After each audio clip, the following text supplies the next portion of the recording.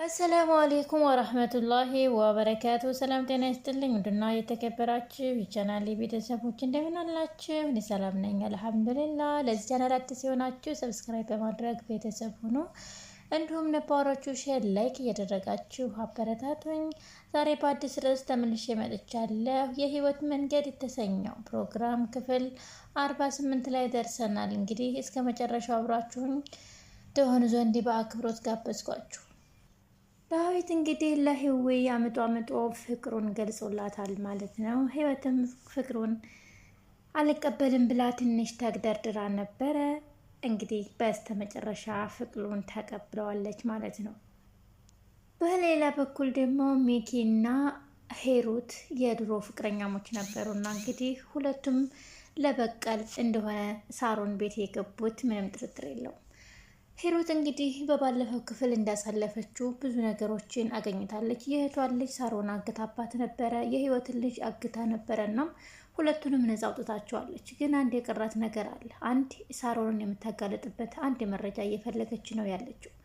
በዚህም አጋጣሚ እንግዲህ ሚኪ ተብዬው ወደ ውጭ ሀገር ሊሄድ ነው፣ ለጥቂት ጊዜ ከቤታችሁ ቁጭ ብዬ ፕሮሰሴን ልጨርስ ብሎ ወደ ሳሮን ቤት በእንግድነት መጥቶ ነበር። ነገር ግን በእንግድነት ሳይሆን የመጣው ሳሮን የእሱን አጎት ገላበት ሳሮንን ሊበቀላት ነው ሳሮን ጋር ቁጭ አለው። እናም እንግዲህ ሄሩት ያንን ወረቀት እየፈለገች ከሳሮን ቢሮ ወረቀቷን ስታገላበት ሚኪ መጥቶ አንቺ ልጅ ምን እያደረግሽ ነው? ከዚህ ክፍል ውጭ ብዬሻለሁ፣ ውጪ፣ አያዋጣሽም፣ እሷ ክፍል አትግቢ ሲላት አንተ ምን ትሰራለህ? አንተ ራስህ ውጣ በማለት ተከራከሩ።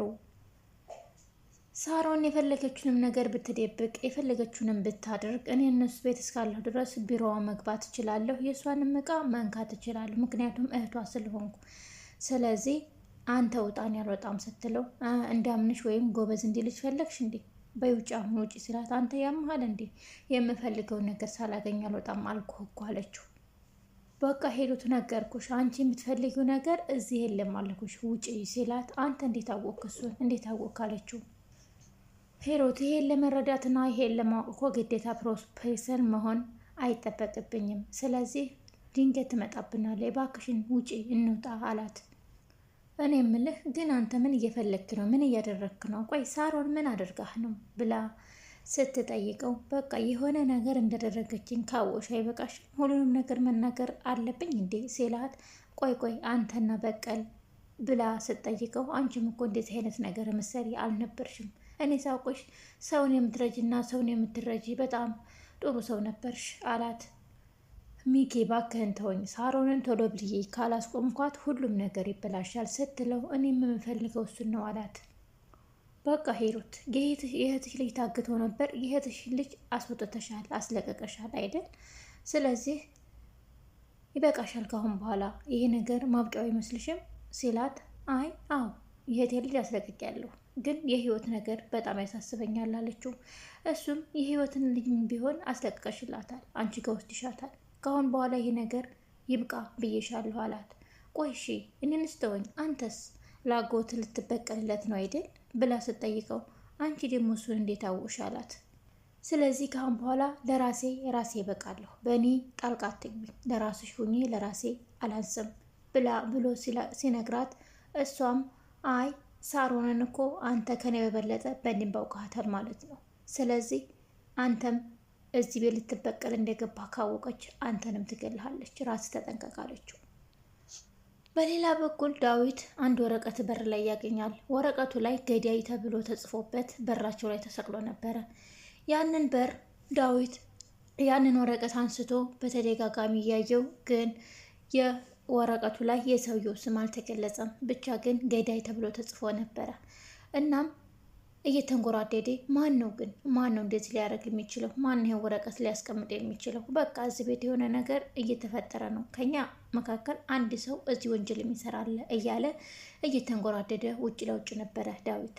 በዚህ አጋጣሚ ሳሚ መጣና እንዴ በቃ ይበቃሃል፣ ወረቀቱ ላይ እኮ ሰውየው ስም አልተጻፈም፣ ምን ነው 30 ጊዜ ወረቀቱ ላይ ያፈጠጥክበት አለው።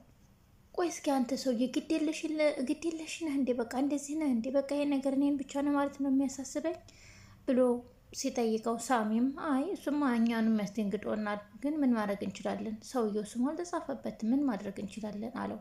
እና ግን ማን ሊሆን ይችላል? እስቲ አስበው ማን ሊሆን ይችላል እንደዚህ ብሎ የሚጽፈው አለ። ከዛ ሳሚም እንግዲህ በመፍራት እኔን መቼም እንኳን ሰው አይጥ እንደማልገድል ጠንቅቃችሁ ታቆኛላችሁ፣ እኔ እንኳን ሰው አይጥ አልገድልም ብሎ ሲለው ዳዊትም ኧረ እባክህ ይሄ ነገር ሲመጣ ነው እንዳሁን ፈሪ የሆንከው? ምን ነው ጀግና ነኝ ትላል ነበር እንዴ አለው። ለማንኛውም እሱን ወረቀት ያስቀመጥኩት እኔ አይደለሁም ልንገርህ ብዬ ነው ብሎ ሳሚም በሩን ከፍቶ ወጣ። ዳዊትም ለማንኛውም እኔም ጠንቅቄ ልንገርህ፣ ይህ ወረቀት እዚህ እስከተገኘ ድረስ በዚህ ጠራ ስር ያለነው ሁላችንም በወንጀል ተጠርጣሪ ነን በማለት ተለያዩ። ሳሮንና ሚኪ ቁጭ ብለው እያወሩ እና ሚኪ ቤቱን ለመድከው እንዴት ነው አዲስ አበባ ተስማማህ? ለመድክ ቤቱስ እንዴት ነው ስትለው በሚገባ ለምጃለሁ፣ ግን አንቺ ቢዚ ሆንሽ ብዙ ጊዜ አላገኘሽም ሳላወራሽ ቀረሁ እንጂ እኔ ለምጃለሁ አላት። እና እናትህን ትደውልላታለህ ደህና ናት ብላ ስትጠይቀው እማዬ በጣም ደህና ናት፣ ግን አጎቴ ከሞተ በኋላ በጣም ተጎድታለች፣ ሀዘን ላይ ናት፣ ሀዘኑ ጸጸቱ ሁልጊዜ አለቀት ብሏል አላት። አጎት አርፈዋል እንዴ? በጣም አዝናለሁ ስትለው አዎ የእናቴ ታናሽ ወንድሟ ነበር አርፏል አላት። እንግዲህ እሱ እዛ ቤት የገባው አጎቱን ሳሮን እንደገደለችው አውቆ ለአጎቱ ሊበቀል ነው። እሷ ግን እንዳላወቀችው ሆና እያወራች ነው ያለችው። ወይ ሳሮን እና ሀዘን ማብዛቱ ጥሩ አይደለም፣ እናትህን ተቆጣቸው እና ከሀዘናቸው ያገግሙ ብላ ስትነግረው ይገርምሻል፣ አሟሟቱ በጣም ያሳዝን ነበረ፣ ሰው ነው የገደለው፣ በሰው እጅ ነው የጠፋው አላት።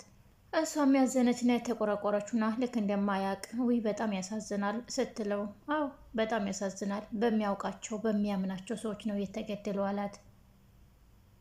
እናትህ በጣም ተጎድተዋል ማለት ነው፣ በቃ የማግዛችሁ ነገር አለ ብላ ስትጠይቀው አይ አሁን ምን የምታግዥን ነገር የለም ሳይሞት ነበር እንጂ ብሎ ነገር እየበላ ስታየው ምን አልከኝ አለች ሳሮን።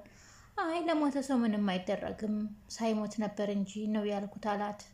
እሱማ ልክ ነህ፣ ለሞተ ሰው ከማዘን ውጭ የሚደረግ ነገር የለም፣ ግን እናትህ ብቻዋን ሆና አንተም ወደ ውጭ አገር ልትሄድ ስለሆነ ሀዘን እንዳይበዛባት የሚያስፈልጋን ነገር ካለ እኛን መጠየቅ ትችላለች። እሷ እኛን እንደ ልጅ ነው ያሳደገችን፣ ጨጨብሳ አበልታ ነው ያሳደገችን ስትለው አዎ ግን የበሉበትን እጅ መንከስ ሆነ እንጂ አለችው አላት።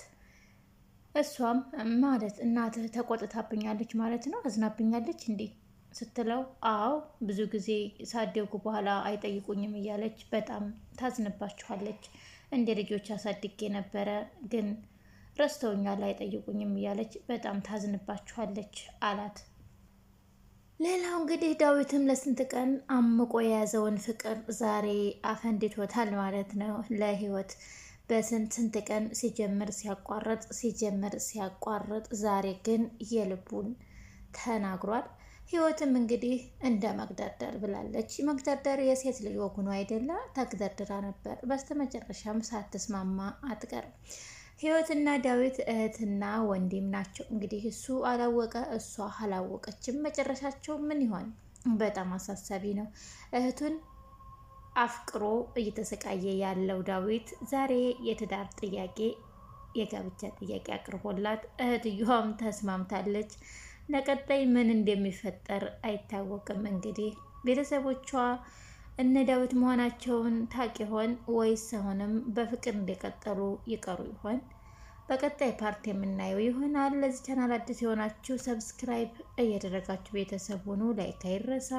አብራችሁ ስለሆናችሁ ከልብ አመሰግናለሁ። ባይ ባይ።